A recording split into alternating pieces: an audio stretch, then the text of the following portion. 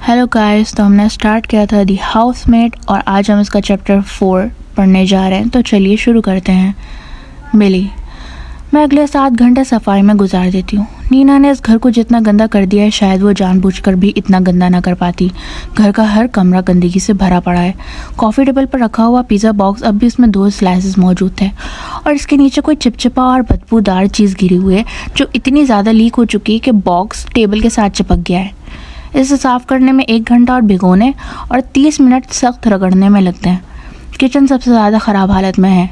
कूड़ेदान के अंदर मौजूद गंदगी के अलावा किचन में 2 बड़े कचरे के थैले भरे पड़े हैं और उनमें से एक कचरे का थैला तो नीचे से फटा हुआ है। जैसे ही मैं इसे उठाकर बाहर ले जाने की कोशिश करती हूँ, सारा कचरा फर्श पर बिखर जाता है। बदबू इतनी शदीद है कि मुझे मतली महसूस होती है, मगर मैं खुद को संभाल लेती हूँ। सिंक में बर्तनों का ढेर लगा हुआ है और मैं सोचती हूँ कि नीना ने इन्हें इनके जदीद डिश वॉशर में क्यों नहीं रखा। लेकिन मैं जैसे ही डिश वॉशर खोलती हूँ तो इसमें देखती हूँ कि वो पहले से ही गंदे बर्तनों से भरा पड़ा है।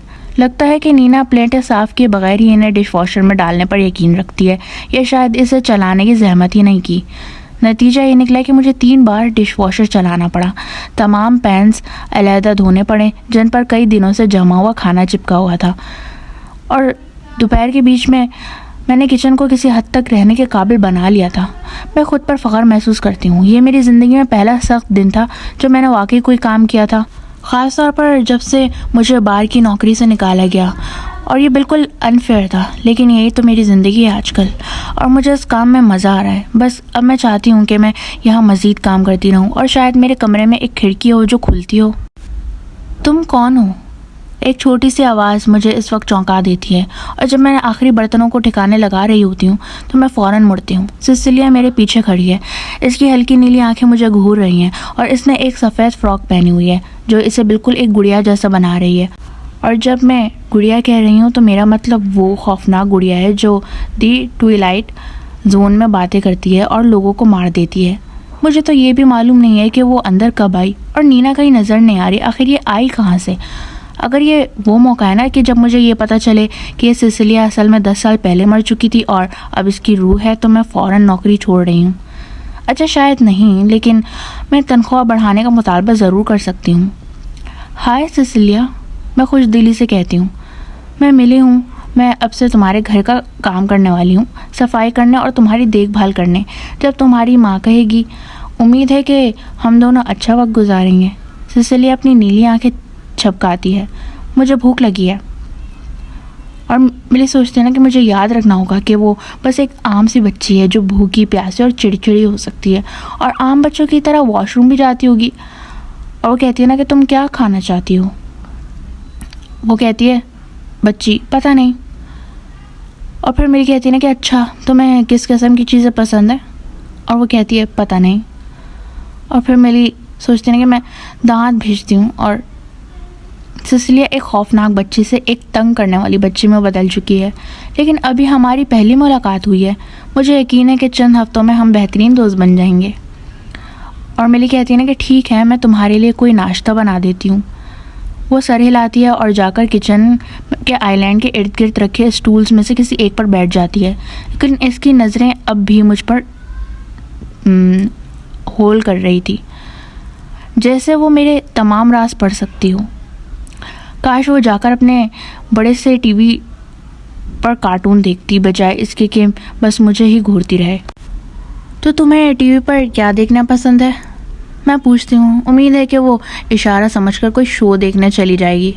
वो ऐसे तेवरी चढ़ाती है जैसे मैंने इसे नाराज़ कर दिया। वो कहती है मुझे पढ़ना ज़्यादा पसंद है। और फिर मिली कहती है ना कि ये तो बहुत अच्छी बात है, तुम्हें किस किस्म की किताबें पसंद हैं? और वो कहती है किताबें। और मिली पूछती है कैसी किताबें? और वो कहती है ना वो जिनमें अल्फाज होते हैं। ओहो, तो सिसिलिया ऐसा खेल खेलने वाली है। ठीक है, अगर वो किताबों के बारे में बात नहीं करना चाहती तो मैं टॉपिक बदल सकती हूँ। क्या तुम अभी स्कूल से वापस आई हो? मिली पूछती है। वो पलकें झपकाती है। और कहाँ से आती? और वो कहती है लेकिन तुम घर कैसे पहुँची? सिसिलिया झुंझलाकर गहरा सांस लेती है। लूसी की माँ मुझे बैले क्लास से लेकर आई और घर छोड़ दिया। और मैं यही सोचती ना कि मुझे 15 मिनट पहले नीना की आवाज़ ऊपर सुनाई दी थी, तो गालिबन वो घर में ही है। मैं सोचती हूँ कि क्या मुझे जाकर इसे बताना चाहिए कि सिसिलिया घर आ चुकी है। फिर ख्याल आता है कि कहीं मैं इसे डिस्टर्ब ना कर दूँ। वैसे भी मेरी जिम्मेदारियों में सिसिलिया की देखभाल भी शामिल है। शुक्र है सिसिलिया मुझ में दिलचस्पी खो चुकी है और अब अपने हल्के गुलाबी रंग के बैग में कुछ ढूंढ रही है। मैं पेंट्री में कुछ रिट्स क्रैकर्स और एक पीनट बटर का जार देखती हूँ। मैं क्रैकर्स पर पीनट बटर लगाती हूँ, बिल्कुल वैसे जैसे मेरी माँ मेरे लिए किया करती थी। यही अमल दोहराना मुझे कुछ नॉस्टैल्जिक कर देता है और थोड़ा उदास भी। मैंने कभी सोचा भी नहीं था कि मेरी माँ मुझे इस तरह छोड़ देगी। यही हद थी मिली, अब बस। जब मैं क्रैकर्स पर पीनट बटर लगाती हूँ तो एक केला काटकर इसके टुकड़े पर हर क्रैकर्स पर रख देती हूँ। मुझे पीनट बटर और केले का कॉम्बिनेशन बहुत पसंद है। टाडा, मैं प्लेट काउंटर पर रखकर खुशी से कहती हूँ, पीनट बटर और केले के क्रैकर्स।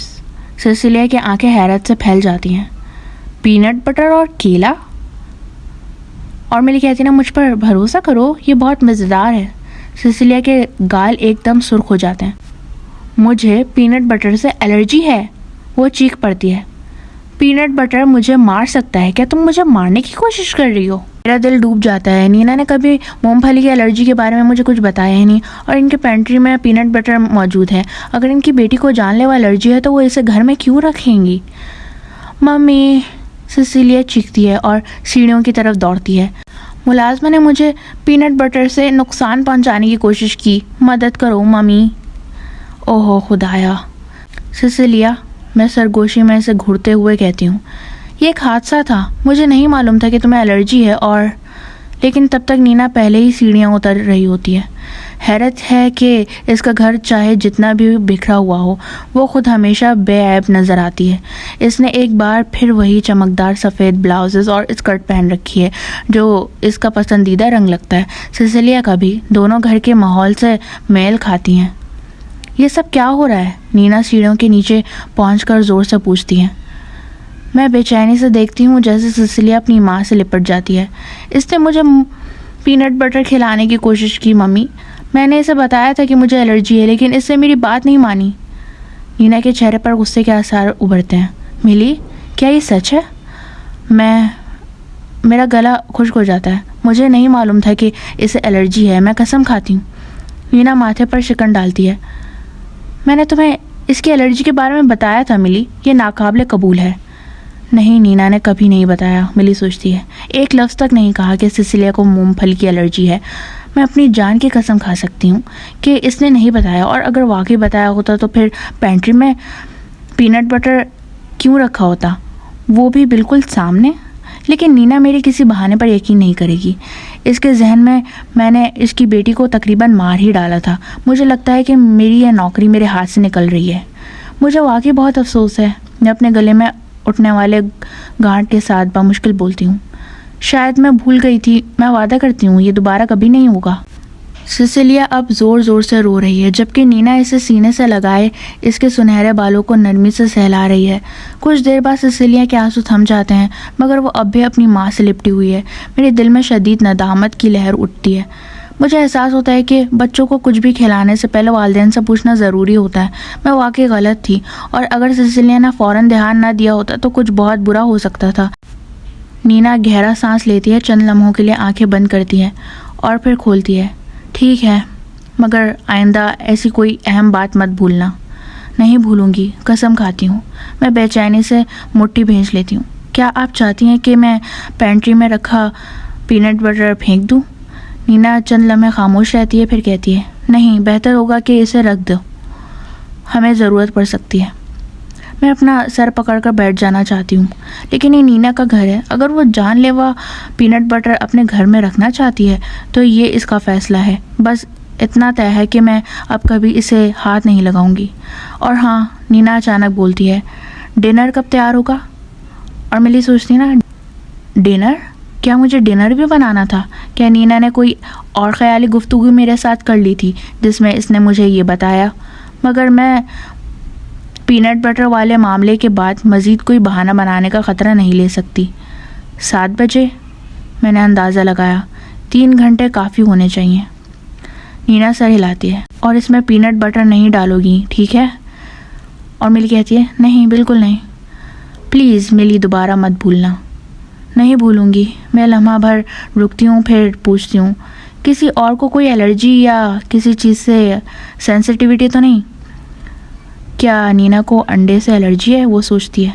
शहद की मक्खी के डंक से या ज़्यादा होमवर्क से? मैं हर चीज़ जानना चाहती हूँ।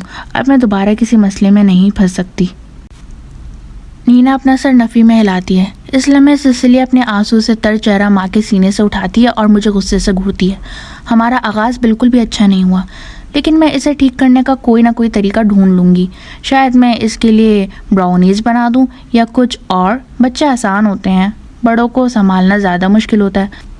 मगर मैं नीना और एंड्रयू का दिल जीतने के लिए तैयार हूँ।